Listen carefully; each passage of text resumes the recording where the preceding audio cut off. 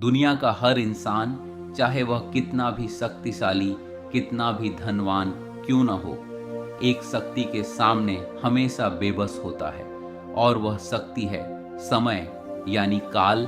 लेकिन क्या हो अगर कोई उस काल को भी अपने अधीन कर ले। नमस्कार। ज्योतिर्लिंग अनंत ऊर्जा के 12 केंद्र श्रृंखला के तीसरे अध्याय में आपका स्वागत है। आज हम मध्य प्रदेश के उज्जैन शहर की ओर चलेंगे। क्षिप्रा नदी के तट पर महाकाल वन के मध्य में स्थित एक ऐसा ज्योतिर्लिंग जो जीवन के सबसे बड़े और सबसे कड़वे सत्य का प्रतीक है, मृत्यु। यह स्थान है श्री महाकालेश्वर।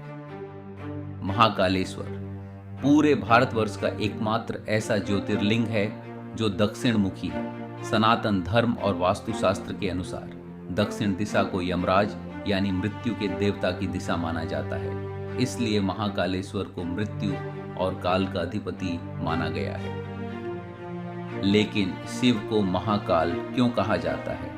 इस रहस्य की जड़ें शिव पुराण की एक अत्यंत रौद्र कथा में छिपी हैं। प्राचीन काल में उज्जैन को अवंतिका कहा जाता था।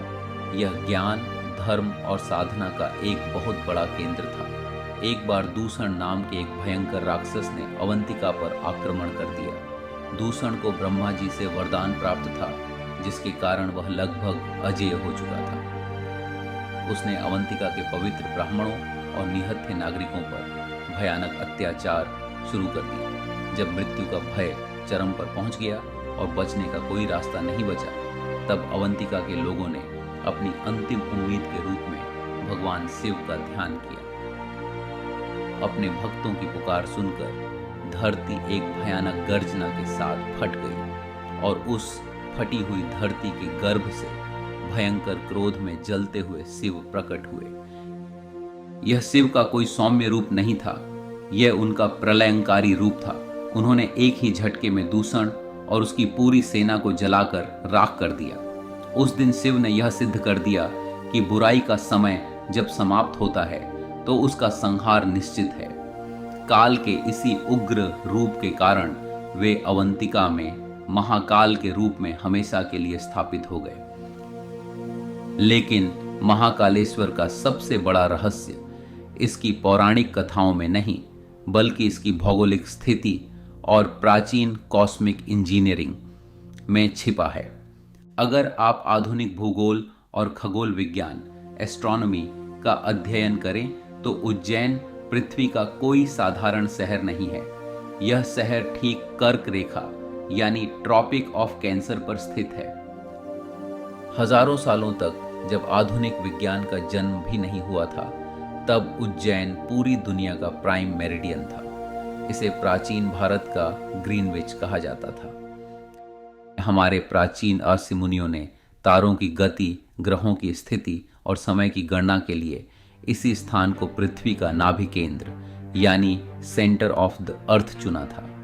महाकालेश्वर मंदिर ठीक उसी केंद्र बिंदु पर खड़ा है जहां से पूरे ब्रह्मांड के समय की गणना की जाती थी। जरा सोचिए उस प्राचीन एनर्जी आर्किटेक्चर की गहराई को। जिन्होंने इस ज्योतिर्लिंग की स्थापना की, वे जानते थे कि जो शिव काल के देवता हैं, उनका मंदिर पृथ्वी के उसी भौगोलिक बिंदु पर होना चाहिए जहां से काल यानी समय की उत्पत्ति और गणना होती है।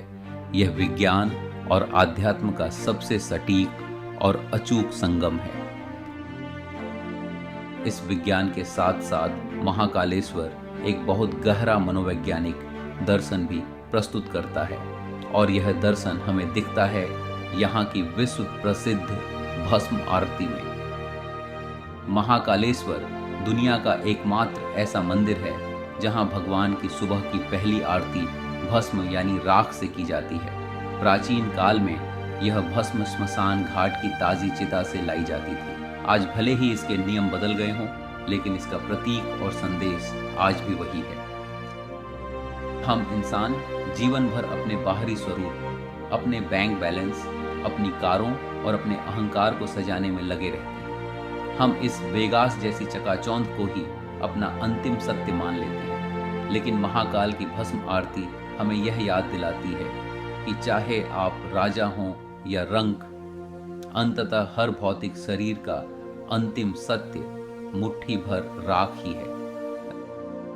राख का अर्थ है पूर्ण शून्यता। जब लकड़ी जल जाती है तो वह राख बन जाती है। उस राख को अब दोबारा जलाया नहीं जा सकता। वह राख अब किसी भी आग, किसी भी भौतिक बदलाव से परे है। जब शिव अपने शरीर पर यह भस्म रमाते हैं तो वे हमें यह संदेश देते हैं कि जब हम अपने भीतर के वाराणसी में उतरते हैं और अपने अहंकार को जलाकर राख कर देते हैं, तब हम भी उस राख की तरह शुद्ध, अविनाशी और समय के प्रभाव से मुक्त हो जाते हैं। महाकाल आपको जीवन के अंतिम सत्य से डराते नहीं हैं।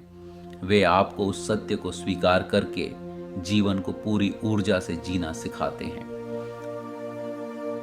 अगली बार जब आप उज्जैन के उस पवित्र गर्भगृह में जाएं, तो भस्म आरती के उस गहरे सन्नाटे में डमरू की गूंज और समय की उस अनंत धड़कन को महसूस कीजिएगा जो पृथ्वी के नाभि केंद्र से पूरे ब्रह्मांड में फैल रही है। मिलते हैं चौथे अध्याय में, जहां हम चलेंगे नर्मदा नदी के तट पर, एक ऐसे ज्योतिर्लिंग की ओर जिसे प्रकृति ने स्वयं अपने हाथों से ओम के आकार में गढ़ा है। हर हर महादेव।